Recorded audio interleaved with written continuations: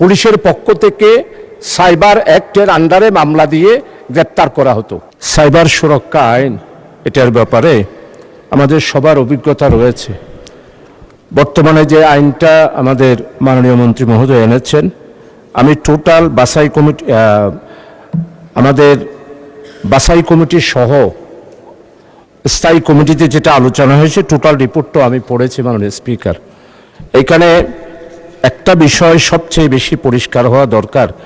এই আইনটার অপব্যবহার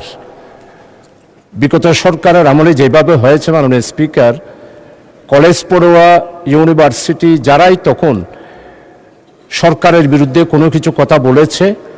তখনই এই সাইবার আইন দিয়ে প্রত্যেকটা জেলখানায় আমরা দেখেছি, স্কুল কলেজ এমনকি রাজনৈতিক নেতা কর্মীদেরকেও হ্যারাসমেন্ট করা হয়েছে। এই জন্য আমি এটা অধিকতর আরও যাচাই বাছাই এবং এটাকে সত্যিকার অর্থে আমাদের দেশের নাগরিকের, বিশেষ করে পলিটিক্যাল স্টুডেন্ট অর্গানাইজেশন আর পলিটিক্যাল কর্মী এবং আমাদের রাজনৈতিকভাবে আমরা যারা ময়দানে আছি তাদের বিরুদ্ধে যাতে এটা ব্যবহৃত না হয়, এই জন্য অধিকতর আরও জনগণের কাছে এটা, যেমন গত সরকারের আমলে সাইবার অ্যাক্ট যেটা হয়েছিল জনগণ কিছুই জানতো না, দিবারাত্রি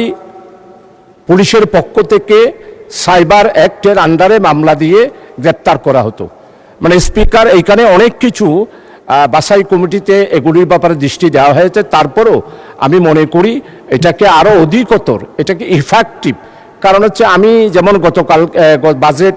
বক্তৃতায় শুধুমাত্র একজন ব্যক্তির নাম উল্লেখ করেছি, আপনি বোধহয় ফেসবুকে দেখতেছেন কি অবস্থা, যে আমি যেন দক্ষিণ চট্টগ্রামে যেতে না পারি, সেই জন্য যেই অবস্থা যেইভাবে ব্যবহার করা হচ্ছে ফেসবুকে, এই জন্য